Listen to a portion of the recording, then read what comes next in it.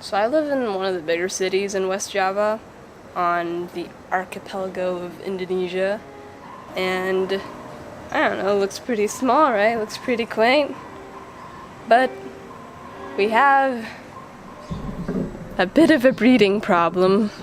So this is the population of Java.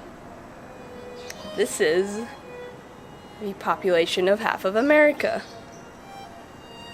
Here's the problem. This is Java, and this is Java relative to America. So, don't believe me yet? Here's a day in the life. Go across over there. Yay, we made it. Going straight to Pascagoula, we figured it out. Merci. I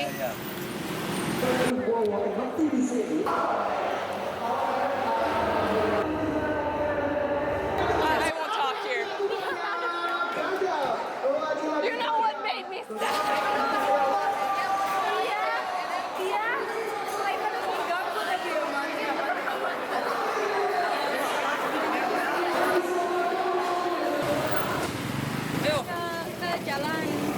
Yeah. Broke my shoe the first time. They hurt you? Good. Oh yeah, man, this one goes right back to the... Here's the thing. You might think I'm going out on a busy day to get some footage to make a point, which I am, but my point is Bandung is constantly like this. There's always something happening somewhere, and there's always people everywhere you are. Even though it's not at this concentration, there's a constant stream. So, yeah. Overpopulation. Except, no. No. I don't have time to talk about overpopulation. Gosh, no. I don't have that kind of time. We're talking about traffic.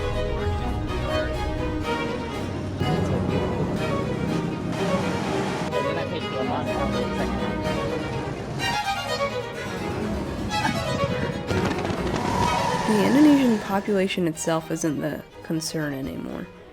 It's the population of vehicles that's multiplying. More cars, more motorcycles.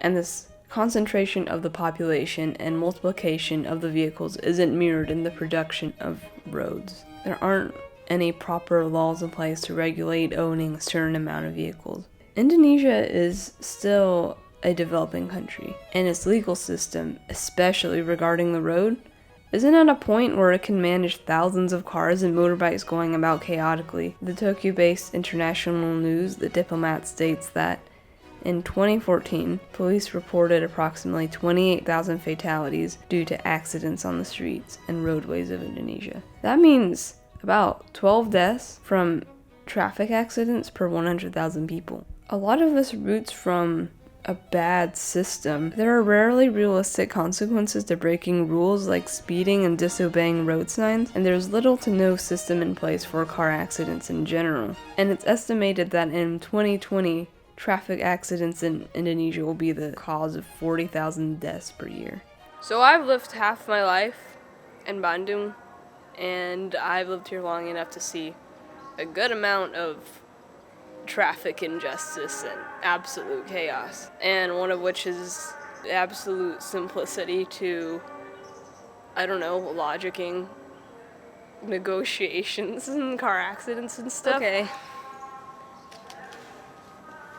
Okay. Car hit car. Yes, cars, okay. You hash it out. Motorcycle, car. Car hit motorcycle, car's fault. Motorcycle hit car, car's fault. Because the logic is, big guy gets blamed because big guy is big. So you think Bandung's traffic is bad? Wait till you see the mother load.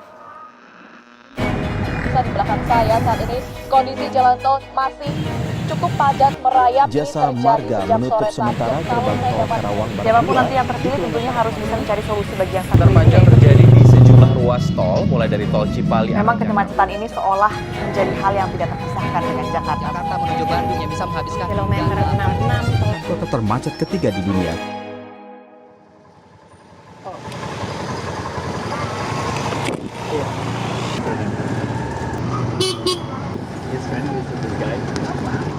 Di kiri sini, di sini Pak, yuk. Iya, iya Pak. otomatis ini. Otomatis. So, how does one with a population this terribly large deal with traffic? It seems inevitable, right? I think there's a simple answer. You get cars off the road. You better the public transportation off the road. Commuter trains, subways, monorails, etc. The government needs to make a huge investment in establishing a very reliable, extensive, and accessible form of public transportation that exists off the road to leave room for private transportation on the road. They need to make it so accessible that a large portion of the population actually prefers to use public forms of transportation instead of hopping in a car and waiting through traffic. Order needs to be established and enforced on the roads too. Regulations need to be placed on the ownership of cars, limiting the amount of vehicles a person can purchase and own. So where Americans have extensive laws regarding traffic signs and speed limits and regulations, Indonesia's a little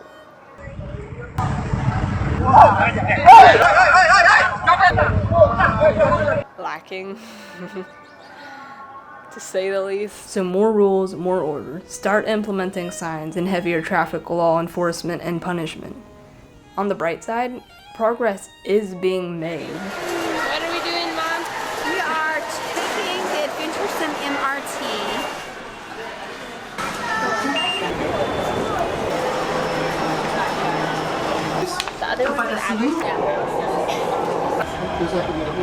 In Jakarta, the government has already started putting an MRT, a mass rapid transit, to work, pouring almost $2 billion into it. It's fast, efficient, and clean, unlike most of the other public transportation that has been in use for years in Jakarta. They're working on an LRT, a light rapid transit, that spans across the island. They're working on new roads and higher level highways that are layered on top of ground level original highways. Officials have been putting an admirable amount of effort into taking traffic off the ground. Traffic will be a major issue here for years to come, but at least change is a-coming.